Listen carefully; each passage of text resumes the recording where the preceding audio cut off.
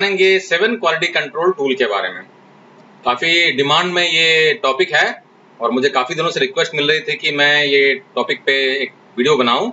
तो 7 quality control tool जानने से पहले मेरा रिक्वेस्ट रहेगा आप लोगों से, अगर आपने मेरा चैनल सब्सक्राइब नहीं किया तो सब्सक्राइब कर ले और वीडियो पसंद आए तो इसको शेयर करें, लाइक करें और अपने कलीग्स और दोस्तों को भी बताएं। तो आइए जानते हैं कि 7 क्वालिटी कंट्रोल टूल है क्या। तो जो 7 क्वालिटी कंट्रोल टूल है ये एक जरिया है डेटा को कलेक्ट करने का, कलेक्ट करके उसको एनालाइज करने का, डेटा को एनालाइज करके रूट कॉज आइडेंटिफाई करने का और रूट कॉज आइडेंटिफाई करने के बाद में एक्शन लेने के बाद में जो रिजल्ट है उसको मेजर करने का। तो ये जो 7 क्वालिटी कंट्रोल टूल है ये न्यूमेरिकल डेटा पे काम करता है और एनालाइज करने के बाद में जो हमको सॉल्यूशन डेवलपमेंट करना होता है ये हमको ही करना होता है और उसको इंप्लीमेंट करना होता है। इसमें टूल हमें मदद नहीं करेगा। तो जो 7 क्वालिटी कंट्रोल टूल आज हम जानने वाले हैं क्वालिटी इंप्रूवमेंट के बारे में, क्या क्या है जरा जानते हैं। हम आज जानेंगे कॉज एंड इफेक्ट डायग्राम के बारे में, Pareto analysis, flow chart, scatter diagram, check sheet, histogram और कंट्रोल चार्ट। तो आइए अब इन टूल्स को डिटेल में समझते हैं। तो पहला टूल हमारा जो है ये है cause and effect diagram. Cause and effect diagram, इसे इशिकावा डायग्राम भी कहते हैं क्योंकि इसे प्रोफेसर कोरोई इशिकावा ने डेवलप किया था और इसे फिशबोन डायग्राम भी काफी पॉपुलरली कहा जाता है क्योंकि इसका जो दिखावट है ये बेसिकली फिश के बोन की तरह लगता है, इसलिए इसे फिशबोन डायग्राम भी कहा जाता है। तो जो फिशबोन डायग्राम है ये एक तरीका है हमारे पोटेंशियल कॉजेस, यानी कि जिस प्रॉब्लम पे हम सॉल्यूशन ढूंढ रहे हैं उनके पोटेंशियल कॉजेस ढूंढने के लिए, रूट कॉज आइडेंटिफाई करने के लिए फिशबोन डायग्राम नहीं होता है। यानी कि इसमें हम सिर्फ पोटेंशियल कॉजेस आइडेंटिफाई करते हैं, बाद में उन कॉजेस को वैलिडेट करने के बाद में हम रूट कॉज में पहुंचते हैं। इस डायग्राम में हम इस पोर्शन में इफेक्ट लिखते हैं और इनके जो कॉजेस हैं, कॉजेस को हम इस साइड में लिखा जाता है और कॉजेस को आइडेंटिफाई करने के लिए 6M का इस्तेमाल किया जाता है, man, machine, material, method, measurement और मदर नेचर या एनवायरनमेंट। तो बेसिकली फिशबोन डायग्राम बनाने के लिए पहले ब्रेनस्टॉर्मिंग किया जाता है। ब्रेनस्टॉर्मिंग करने के बाद में जो कॉजेस निकलती हैं उन कॉजेस को इन एम्स में डिवाइड कर दिया जाता है, बाद में फिर उसे वैलिडेट करके उस पर रूट कॉज आइडेंटिफाई किया जाता है। तो फिशबोन डायग्राम के बेनिफिट क्या है? फिशबोन डायग्राम के बेनिफिट्स ये हैं कि ये हमें पोटेंशियल कॉजेस को आइडेंटिफाई करने में हेल्प करता है, ये टीम वर्क सिस्टम को लागू करता है और हमें प्रॉब्लम के कॉजेस को अंडरस्टैंडिंग करने में आसानी होती है और ये फिशबोन डायग्राम जो है ब्रेनस्टॉर्मिंग के रिलेशनशिप को भी एस्टैब्लिश करता है। आइए अब जरा देखते हैं फिशबोन डायग्राम का एक एग्जांपल। यहाँ पर आप देख सकते हैं ये इफेक्ट जो है यहाँ पे लिखा गया है, ये पुअर रेस्पॉन्स टू कस्टमर, ये इफेक्ट है और जो कॉजेस है यहाँ पर 4M का इस्तेमाल किया गया है। फिशबोन डायग्राम में आप 4M का इस्तेमाल कर सकते हैं, 6M का भी इस्तेमाल कर सकते हैं या आप P का भी इस्तेमाल कर सकते हैं, डिपेंड करता है एक टीम के मैच्योरिटी पे। यानी कि आप people, process, product, policy, procedures, आप P भी ले सकते हैं, ऐसा कुछ हार्ड एंड फास्ट रूल नहीं है। तो फिशबोन डायग्राम में ये जो कॉजेस हैं, जो मैन, मशीन, मटेरियल, मेथड आप देख रहे हैं, इन्हें प्राइमरी कॉजेस कहा जाता है। अगर हम मशीन का एग्जांपल देखें तो मशीन जो प्राइमरी कॉज है इसमें फिर फर्दर सेकेंडरी कॉज आइडेंटिफाई किया गया टेलीफोन और सेकेंडरी कॉजेस पर फर्दर टर्शियरी कॉजेस यानी कि नेक्स्ट लेवल के कॉजेस कि टेलीफोन ओवरलोड हो गया है या स्लो डायल हो रहा है या इनसफिशिएंट लाइन्स है वगैरह वगैरह, ये टर्सरी यानी कि थर्ड लेवल के कॉजेस हैं। तो डिपेंड करता है कि टीम जो है कितनी मैच्योर है उस सब्जेक्ट पे, तो आप उस लेवल के कॉजेस को आइडेंटिफाई कर सकते हैं। तो दोस्तों फिशबोन डायग्राम जो है एक कॉमन टूल है, बहुत ही इंपॉर्टेंट टूल है हमें पोटेंशियल कॉजेस आइडेंटिफाई करने के लिए। सेकेंड टूल जो है ये है फ्लो चार्ट।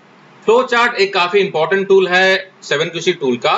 ये हमें किसी प्रोसेस के सीक्वेंस को समझने में हेल्प करता है।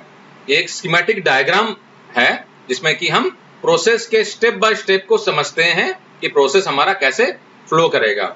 इसके बेनिफिट्स क्या होते हैं? हमें प्रोसेस इंप्रूवमेंट की अपॉर्चुनिटी को आइडेंटिफाई करने में हेल्प करता है, प्रोसेस को समझने में हेल्प करता है और अगर प्रोसेस में कुछ नॉन वैल्यू एडेड एक्टिविटीज हैं हम उसको भी आइडेंटिफाई करके इंप्रूव कर सकते हैं। एक टिपिकल प्रोसेस फ्लो चार्ट्स के जो सिंबल्स होते हैं वो इस तरह के होते हैं। ये जो है स्टार्ट और एंड में इस तरह का सिंबल को इस्तेमाल किया जाता है और प्रोसेस को कनेक्ट करने के लिए एरो, उसके बाद में प्रोसेस के स्टेप्स में जहां पर हमारा प्रोसेस में क्या हो रहा है एक्टिविटीज उसको डिफाइन करने के लिए हम रेक्टेंगल का इस्तेमाल करते हैं। डॉक्यूमेंटेशन एक्टिविटीज के लिए हम इस तरह का सिंबल इस्तेमाल करते हैं। और डिसीजन बॉक्स, जहां पर हमें कुछ क्वेश्चन करना है कि किस तरीके से होगा, यस और नो, तो हम रोम्बस का या डायमंड शेप का हम इस्तेमाल करते हैं। तो एक एग्जांपल है प्रोसेस फ्लो चार्ट का, जिसमें कि हमने जो सिंबल्स की बात की थी, उन सिंबल्स का इस्तेमाल करते हुए प्रोसेस के सीक्वेंस को जोड़ के दिखाया गया है। इससे हमको प्रोसेस को समझने में आसानी होती है और उसमें हमारे जो डिफेक्ट्स हैं या इश्यूज हैं, हम उनको आइडेंटिफाई करके हम इंप्रूवमेंट कर सकते हैं। दोस्तों, जो थर्ड टूल है वो है चेकशीट। तो चेकशीट होता है, ये हमें काउंट डेटा को कलेक्ट करने में और ऑर्गेनाइज करने में हमको हेल्प करता है, जिससे कि हम आगे के हमारे जो इंप्रूवमेंटल एक्टिविटीज है, एनालिटिकल एक्टिविटीज, हम इससे कर पाए। आइए एक एग्जांपल देखते हैं हम चेकशीट का। तो दोस्तों, ये एक एग्जांपल है चेकशीट का। एक मैन्युफैक्चरिंग कंपनी है, जहां पर मैन्युफैक्चरिंग कंपनी में असेंबली लाइन में सुपरवाइजर ने ऑपरेटर को ये चेकशीट बना के हैंड ओवर किया हुआ है। आप इस कॉलम में देख सकते हैं जो टाइप्स ऑफ डिफेक्ट्स है सारे लिखे गए हैं, लूज स्क्रूज, डर्ट इन डिस्टेंस सेंसर, एक्सटीरियर स्क्रैचेस वगैरह वगैरह। तो सारे जो डिफेक्ट्स है वो लिस्ट आउट किए गए हैं और यहाँ पर डेज हैं, पहले दिन, दूसरे दिन, तीसरे दिन, चौथे दिन, पांचवें और छठे दिन। इंस्पेक्शन कैसे करना है? 100% विजुअल इंस्पेक्शन। तो ऑपरेटर चेकशीट का इस्तेमाल करते हुए हर दिन डेटा कलेक्शन कर रहा है। तो पहले दिन में पहला डिफेक्ट जो लूज स्क्रू है 4, दूसरा डिफेक्ट 5, इस तरीके से टोटल 18 डिफेक्ट कैप्चर हुए हैं। दूसरे दिन में 20, तीसरे दिन में 20, चौथे दिन में 17 और पांचवें दिन में 16 डिफेक्ट। तो टोटल अगर हम लास्ट कॉलम में समरी देखते हैं तो हमको पता चलता है इसमें कि कौन से डिफेक्ट कितनी बार आए हैं। तो ये हमको डेटा कलेक्ट करने में हेल्प करता है। अगर हम फर्दर इसको इस्तेमाल करना चाहते हैं तो दूसरे टूल का इस्तेमाल करेंगे, जो कि पैरेटो डायग्राम होगा। हम उसको आगे में समझेंगे। तो पैरेटो डायग्राम से हम इसको प्रायोरिटाइज कर सकते हैं। तो ये जो चेकशीट है, ये हमको हेल्प करता है डेटा को कलेक्शन करने के लिए। हम अगर ग्रोसरी के दुकान में अगर ग्रोसरी खरीदने जाते हैं तो काफी बार हम लोग लिस्ट भी बनाते हैं, चावल 5 किलो, आटा इतना किलो, चीनी, मसाला, तेल वगैरह वगैरह। तो वो जो लिस्ट बनता है वो भी एक तरह का चेकशीट ही है। दोस्तों, चौथा टूल जो है ये है हिस्टोग्राम। हिस्टोग्राम जो है ये काफी इंपॉर्टेंट टूल है डेटा कलेक्शन करने के बाद में उसके डिस्ट्रीब्यूशन को समझने के लिए। इसको सिक्स सिग्मा के प्रोजेक्ट्स वगैरह में काफी रिगरेसली इस्तेमाल किया जाता है और हिस्टोग्राम को स्टैटिस्टिकल क्वालिटी कंट्रोल में भी इस्तेमाल किया जाता है। तो एक अच्छे हिस्टोग्राम बनाने के लिए हमारे पास में मिनिमम जो डेटा होना चाहिए 30 का होना चाहिए। लेकिन अगर आप मास मैन्युफैक्चरिंग में हैं तो कोशिश कीजिए कि मिनिमम 100 और अबव डेटा कलेक्ट कीजिए, क्योंकि जितने ज्यादा डेटा पॉइंट रहेंगे आपका एनालिसिस और कंक्लूजन उतना बेहतर होगा।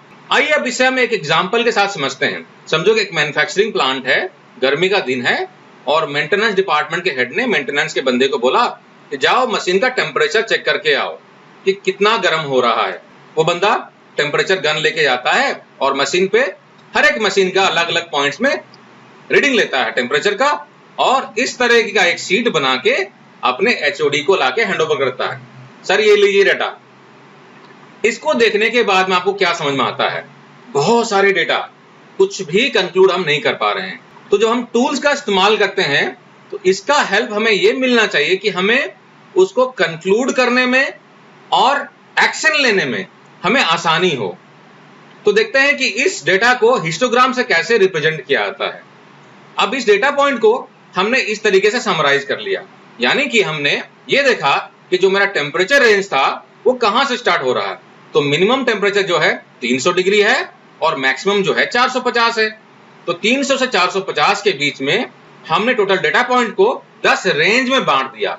300 से 315, 316 से 330, इस तरीके से 10 रेंज में बांट दिया और ये देखा कि इस रेंज में कितने डेटा पॉइंट आ रहे हैं। तो ये फ्रीक्वेंसी यानी कि अकरेंस निकल गया। अब ये हमें थोड़ा सा समझने में आसानी कर रहा है। अब नेक्स्ट स्टेप जो है इसे जरा देखते हैं। ये जो है हमारा, ये है हिस्टोग्राम। अब हिस्टोग्राम देखने के बाद में हमको समझने में काफी आसानी हो रही है, यानी कि मेरा टेम्परेचर का जो रेंज है 300 से 450 डिग्री सेंटीग्रेड है, इसमें लोअर स्पेसिफिकेशन लिमिट 300 और अपर स्पेसिफिकेशन लिमिट 450 दिया गया है। यानी कि हमारा टेम्परेचर जो है इस रेंज में है और कितने डेटा पॉइंट किस रेंज में आए हैं ये भी हमको समझ में आ रहा है। तो हमको कंक्लूड करने में आसानी होती है। दूसरा एक एग्जांपल देखते हैं। एक सप्ताह के बाद में मेंटेनेंस के लड़के ने दोबारा एक रीडिंग लिया अब मेंटेनेंस का हेड जब इसको रिव्यू करता है तो उसको पता चलता है कि जो टेम्परेचर जो है, ये मैक्सिमम टेम्परेचर जो है अपर साइड में आ रहे हैं, यानी कि मशीनें गर्म हो रही है। तो ये उसको कंक्लूड करने में और एक्शन को इनिशिएट करने में हेल्प कर रहा है। तो दोस्तों, ये 7 क्वालिटी कंट्रोल टूल था आपके लिए।